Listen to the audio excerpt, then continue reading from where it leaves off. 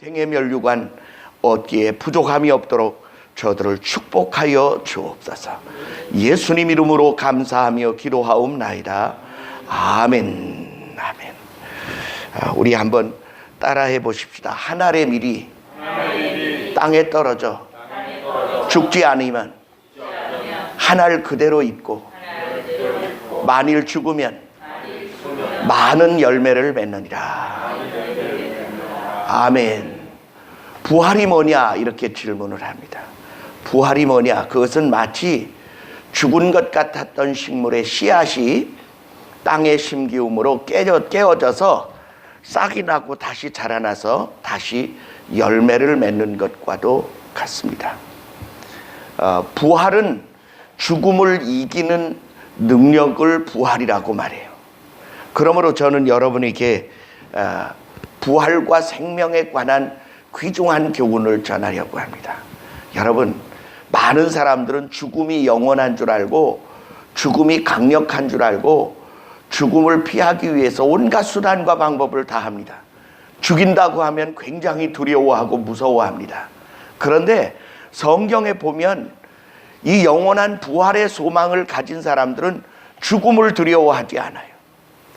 그래서 저 공산주의자들이 가장 싫어하고 끔찍하게 미워하는 존재들이 있는데 그게 바로 기독교인들입니다. 왜냐하면 대부분의 사람들은 죽인다고 협박하고 위협하면 다 말을 듣는데 이 사람들은 죽인다고 하면 오히려 더 좋아하는 거예요. 그래, 얼른 죽여라. 나 얼른 하늘나라 가고 싶다. 그러니 자기네들 그 목적을 이루기 위하여 협박을 하는데 이게 협박이 안 먹혀드는 거예요. 그래서 공산주의자들은 기독교인들을 말살하여 없애고 싶어 합니다. 자기들 말을 안 들으니까요. 그래서 여러분, 많은 사람들은 죽음을 두려워하지만 우리는 죽음을 두려워하지 않는 이유가 뭐냐 하면 부활의 생명과 소망을 가지고 있기 때문입니다. 본래 사람이 어떻게 지어졌느냐? 하나님과 영원토록 함께 동행하며 기뻐하고 행복하게 살 수 있도록 지어졌어요. 우리 한번 따라합시다. 사람은 한시적 존재가 아니라 영원한 존재이다. 믿으시면 아멘. 예, 우리 영원한 존재예요. 인간이 단지 하나님이 하지 말라는 일을 하다가 범죄했기 때문에 죽음이라는 것이 들어왔는데요. 이 죽음이라는 것이 오히려 한시적인 거예요. 요한계시록을 들어가 보고 요한복음 15장에 가보니까 뭐가 나오느냐 하면 죽음은 잠시 있다 없어질 것들이라고 되어 있어요. 그리고 마지막 때에는 사망과 불못이 사라져버린다. 두 번째 불못에 던지워지는데 그것이 둘째 사망이다. 이렇게 이야기해요. 그러면 여러분, 천국이 영원하면 지옥도 영원할까요? 지옥은 한시적일까요? 둘 다 영원합니다. 지옥의 불은 영영이 꺼지지 않습니다. 왜 그런지 아십니까? 여호와의 증인들이나 안식교인들은 이렇게 말합니다. 하나님의 선하신 뜻으로 보건대 어떻게 영원히 저주받는 지옥을 만들 수 있겠느냐고 말해요. 아니요, 여러분. 그렇지 않습니다. 지옥은 영원한 존재예요. 왜냐하면 인간이 영원한 존재이기 때문에 이 영원한 존재가 하나님의 편에 서지 아니하고 마귀의 편에 서서 영원히 살아야 할 하늘의 백성의 기쁨을 다 망가뜨린 존재들은 남의 행복과 기쁨을 깨뜨린 그 죄가로 인하여 영원히 저주받는 것이 성경적 근거가 확실하게 나타나 있습니다. 세상을 살다 보면요, 자기 삶을 아무렇게나 함부로 사는 사람들 많아요. 까짓것 될 대로 되라. 그냥 그렇게 살면서 죽으면 끝이지, 내 배를 째라, 뭐 이러면서 살아가는 사람들이 굉장히 많아요. 그런데 고린도전서 15장 바울 사도가 부활에 대하여 자세히 이야기한 내용이나 예수님이 말씀하신 내용을 보면 부활은 의인들만 부활하는 게 아닙니다. 악인들도 부활합니다. 똑같이 다 부활해요. 그런데 그 부활이 차등이 있는 거예요. 어떤 이는 해와 같이 영광스러운 부활이 있고 달과 같이 빛나는 부활이 있고 별처럼 빛나는 부활이 있는데 별과 별의 등급이 다르듯 각 사람에게 주어진 부활의 등급이 다 다릅니다. 뿐만 아니라 죄인 된 자들에게 부활은 심판과 저주와 멸망의 부활입니다. 그런데 그 부활도 등급이 있어요. 아주 지독한 부활이 있어요. 영원한 멸망과 저주의 가장 밑바닥에 떨어질 부활이 있습니다. 그래 예수님을 믿건 안 믿건 간에 사람들이 죽음을 두려워하는 이유가 무엇이냐 그렇게 묻는다면 자기가 죽으면 그 영혼이 어렴풋이 자기의 행한 일을 깨달아 합니다. 양심이 자기를 알아요.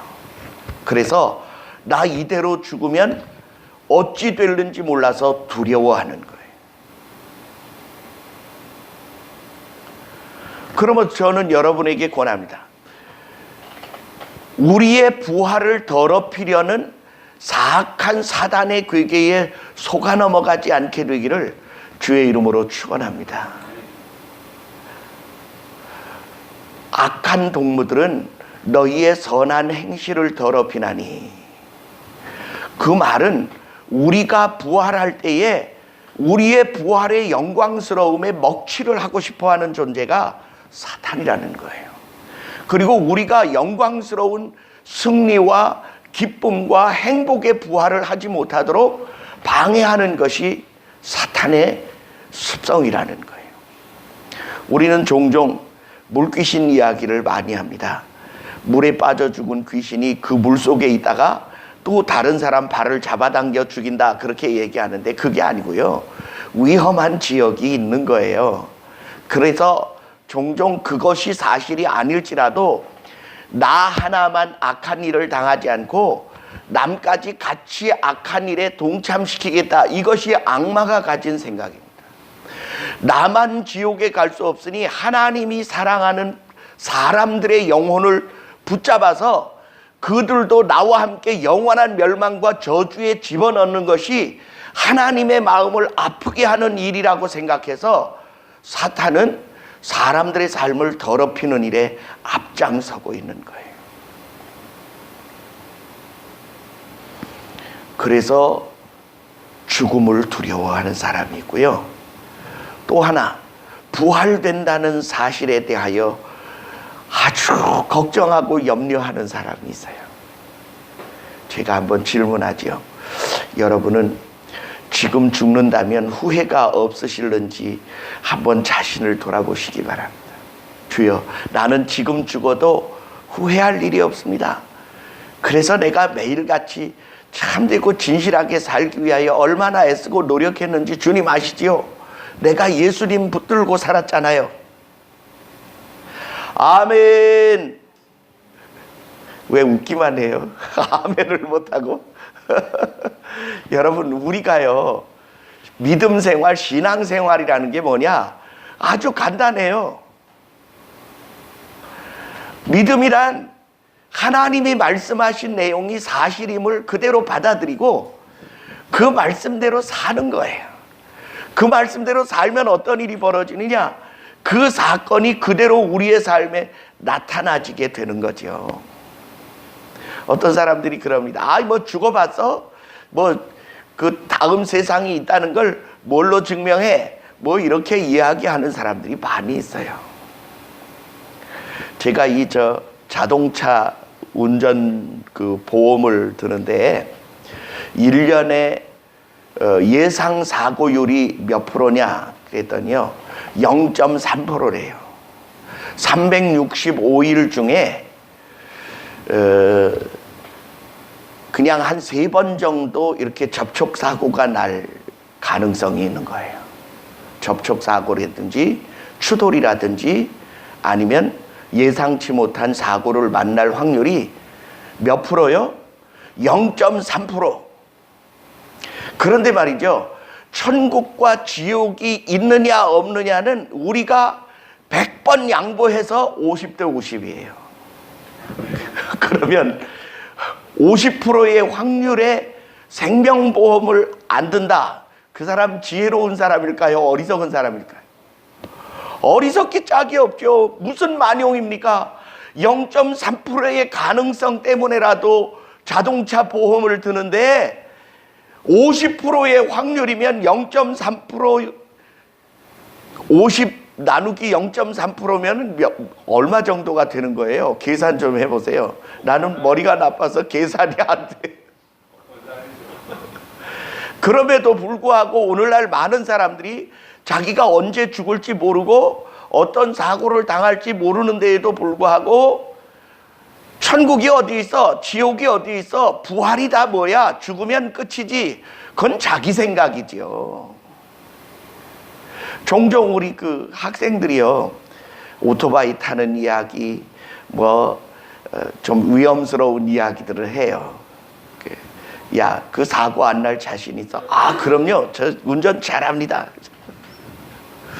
그럼 제가 하는 말이 있어요. 사고 나고 싶어 나는 사람이 몇 사람이나 있냐?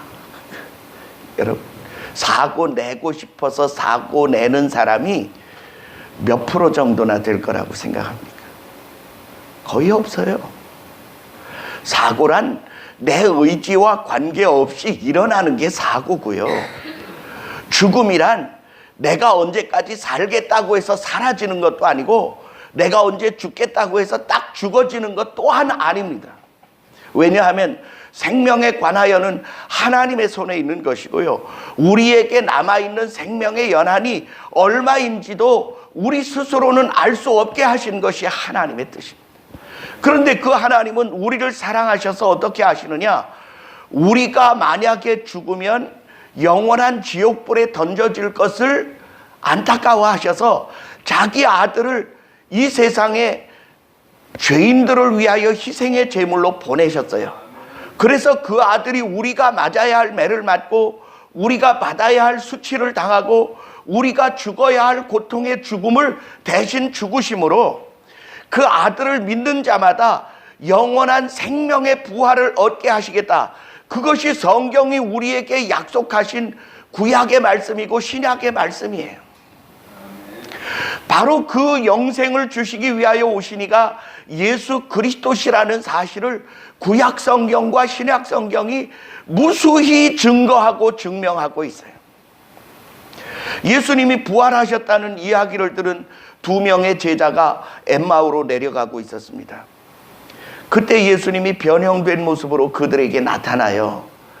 그 둘이 예수님에 관한 이야기를 주고받으니까 뒤따라오시던 예수님이 변형된 모습으로 그들에게 말합니다. 그대들이 지금 하는 이야기가 뭡니까? 그렇게 물었더니, 아니, 당신은 예루살렘에 살면서 예루살렘에서 최근에 되어진 그 사건을 모른단 말입니까? 우리는 예수라는 그분이 죽은 자도 살리고 병든 자를 낫게 하고 문둥병자를 깨끗게 하고 보리떡 5개와 물고기 2마리로 5천을 먹이고 12광주리를 남기고 무리를 걸으셨다는데, 우리는 그분이 우리나라를 회복시키실 메시아인 줄로 믿고 따랐더니 대제사장들이 그를 미워하여 괴계로 그를 잡아 십자가에 달려 죽게 했습니다. 그래서 우리의 꿈이 다 무너져서 이제 고향으로 돌아가는데, 오늘 아침에 우리들 중에 어떤 여자들이 예수님의 무덤에 갔다가 예수님의 시체는 보지 못한 채로 그가 다시 살아나셨다 말하는데 도저히 믿어지지가 않아서 우리는 고향으로 돌아가고 있는 중입니다. 이렇게 얘기를 합니다. 그랬더니 예수님이 미련하고 마음에 더디 믿는 자들이여, 모세의 율법과 선지자들의 글과 시편에 그에 대하여 뭐라고 말하느냐? 그가 고난을 받고 죽임을 당하고 다시 3일 안에 부활하여 할 것이라는 말씀을 성경 한두 군데 써놓았느냐? 너희의 메시아는 권력의 메시아로 오는 게 아니라 생명의 구주로 온다는 사실을 모세가 기록하였다. 잘 봐라. 창세기로부터 시작돼서 어린 양이 가죽이 벗겨져서 사람에게 입혀짐으로 인간의 죄를 대신하여 죽은 희생양이 바로 그 가죽옷으로 너희에게 대변하여 말하고 있다.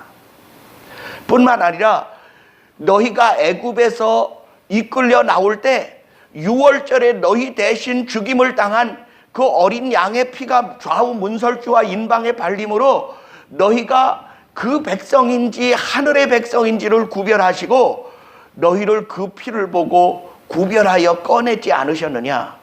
그게 바로 세상 가운데서 너희의 구세주가 그 피로 말미암아 너희를 구별하여 하늘의 백성을 삼으시겠다는 표시 아니냐.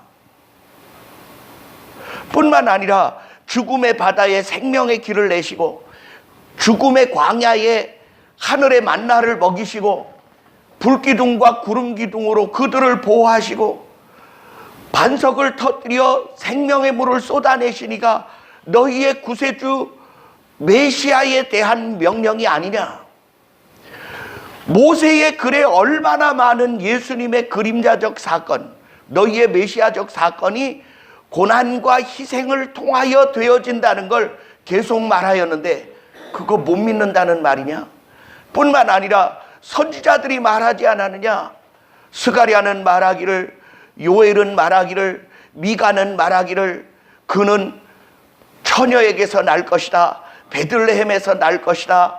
그리고 어린 나귀를 탈 것이다. 친구들에게 오히려 배신을 당하여 팔림을 받을 것이다. 그의 핏값은 아겔다마라고 하는 토기장이의 밭을 사는 준가로 쓰일 것이다. 그 값은 은 30이다. 얼마나 많이 이야기했느냐 선지자들이 너희에게. 뿐만 아니라 시편을 보면 시편 22편에 예수 그리스도께서 십자가에 달려서 고난받으실 사건들과 어그러져 그 뼈의 숫자를 셀 것과 그 입이 탈 것과 신 포도주를 먹일 것과 그리고 그의 옷을 제비 뽑아 나눌 것에 대하여 얼마나 자세하게 기록해 놓았는데 그가 다시 부활할 것을 못 믿는단 말이냐.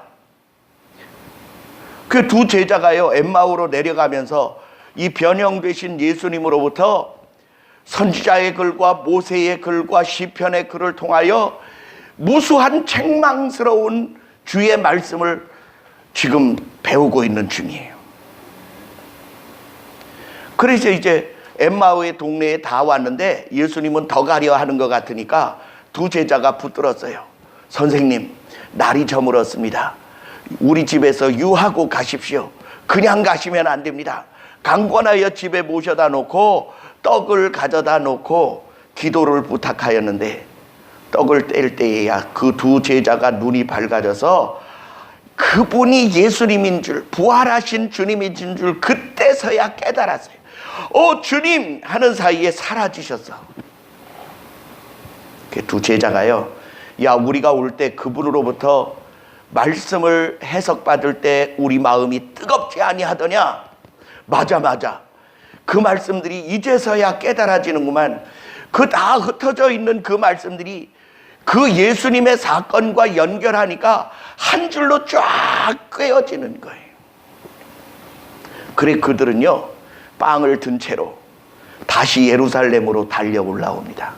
자기들이 부활하신 예수님을 만난 사건을 낙심하여 좌절하고 있는 마가의 다락방에 있는 제자들에게 알리기 위하여. 저는 여러분에게 권합니다. 여러분, 오늘 말씀을 통하여 여러분이 깨달아야 할 게 뭐냐 하면 예수 그리스도의 부활은 우리가 누려야 할 부활과 닮아있는 첫 번째 열매입니다. 믿으시면 아멘. 그런데 그 부활하신 예수님의 몸에요 상처가 그냥 남아있었어요. 못자국과 창자국이 그냥 남아있었어요. 아마 여기 가시면류관을 씌운 자리에 찢어졌던 자리, 아니면 또 채찍질하여 뜯겨져 나간 자리가 그냥 다 계실 줄 믿어요. 왜냐하면 부활의 새 몸이 깨끗하지 않고 왜 그 흔적들이 남았을까? 그것은요, 사랑 때문에. 희생하며 당한 상처는 영원히 영광스럽게 남는 영광의 상처이기 때문인 줄 믿습니다.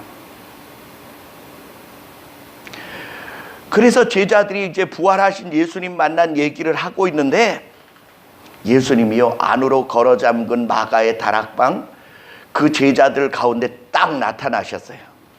평안하뇨? 다들 깜짝 놀랐어요. 깜짝 놀랐어요.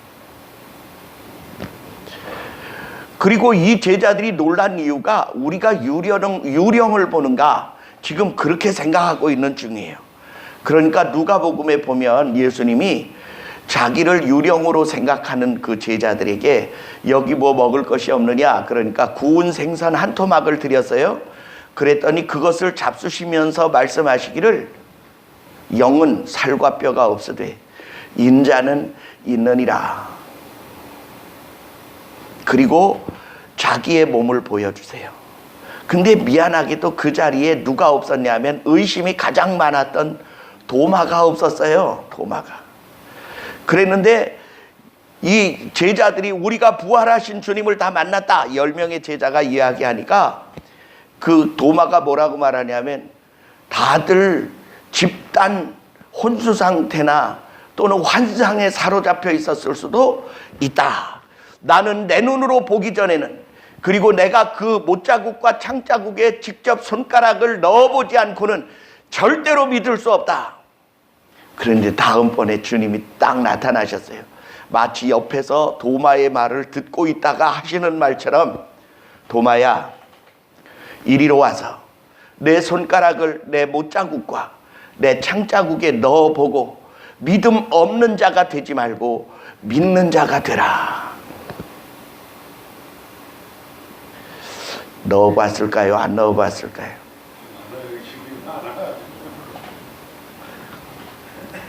우리의 의심을 없어주기 위해서 가장 의심 많았던 도마를 통하여 여러분의 의심을 해소시켜 주었어요. 만져봤어요. 그 증거가 뭐냐? 참 희한하게도요, 저 터키에는 인도인가요? 인도에는 도마가 가서 선교하다가 죽었거든요. 도마 기념교회가 있어요. 근데 그 도마 기념교회에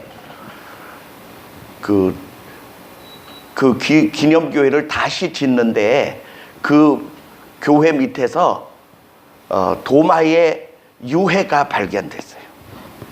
근데 희한하게도요, 다른 건 다 뼈가 다 사라졌는데 둘째 검지손가락 뼈 하나가 남았다. 왜 그것만 남기셨을까요? 증거하시려고. 그래, 그걸 그 기념교회에 보관을 해 놓았는데, 우리나라의 루터교 총회장님이셨던 목사님이 계세요.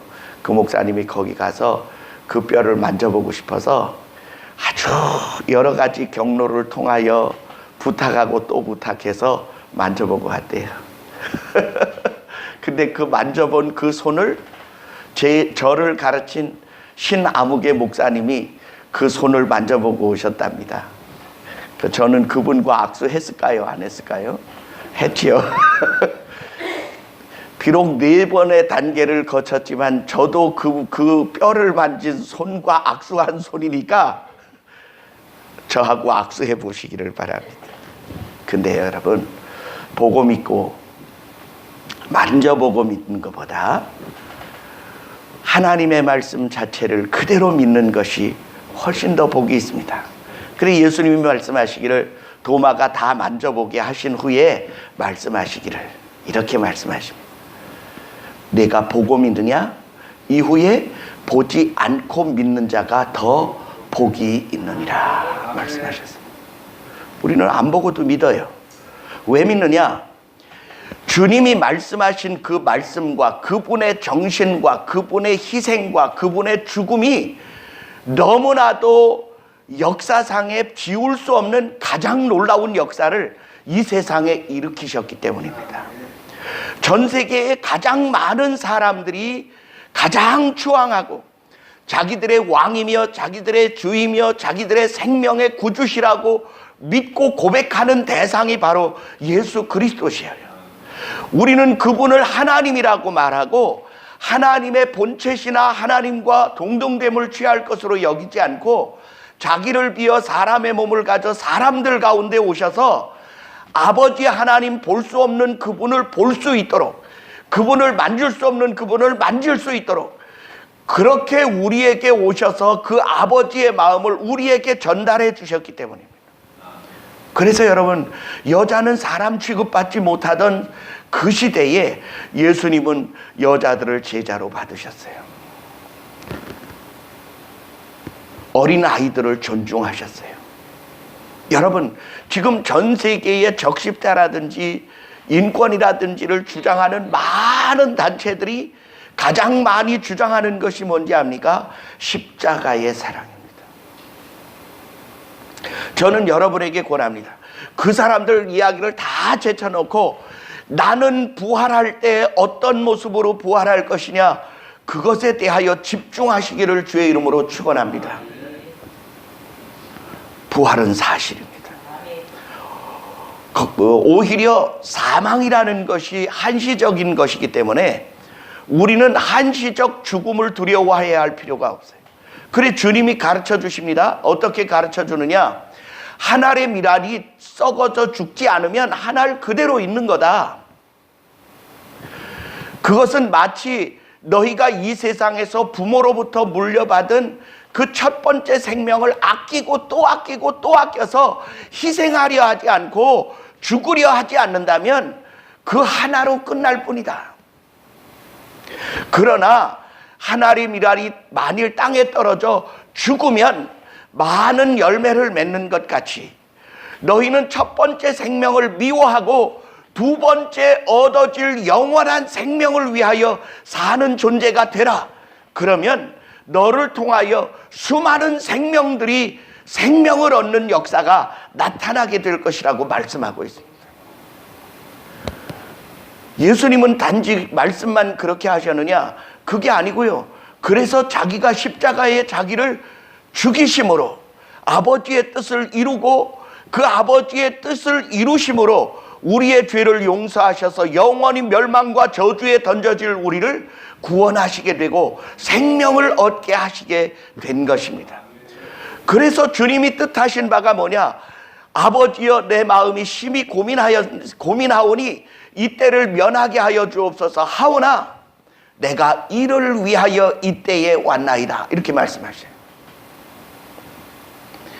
보다 많은 생명을 얻기 위하여 내가 보냄을 받았으니 내가 내 이 첫 생명을 죽이는 일과 버리는 일을 기꺼이 순종하여 하시겠다고 말씀하고 있어요.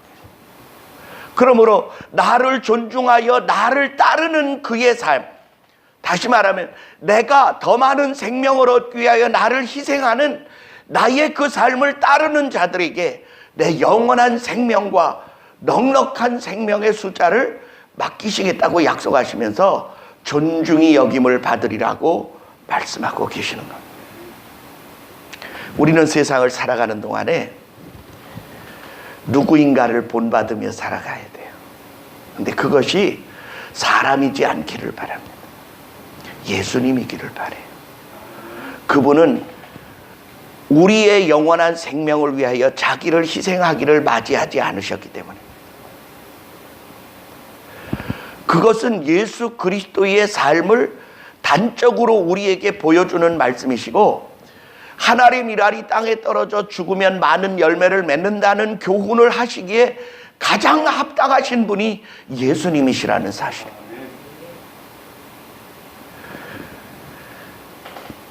형제를 사랑하여 생명을 버리는 것보다 이에서 더 큰 사랑이 없느니라 이렇게 말씀하시고 우리를 형제와 자매 삼기 위하여 우리를 위하여 대신 죽어주셨어요. 그러므로 우리가 깨달아야 할 중요한 교훈이 있습니다. 우리는요, 이 세상으로부터 얻어진 첫 번째 생명에 연연하지 말고 더 많이 얻어질 영원한 생명을 위하여 첫 번째 생명을 두 번째 생명의 필요를 위하여 사용될 수 있게 되어지기를 주의 이름으로 축원합니다. 우리가 이렇게 살다가 죽잖아요. 어느 날 부활하게 될 것입니다. 부활하게 될 것인데 그 부활의 정도가 우리가 이 땅에서 어떻게 살았느냐에 따라서 그 부활의 영광이 다르기 때문입니다.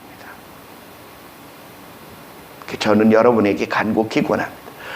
부활은 너무나 당연한 일이고 너무나 확실한 진리이기 때문에 의심을 해야 할 일이 아니라 믿음으로 받아들여 매일의 삶을 거룩함과 진실함으로 영유해 나아가야 할 줄 믿습니다.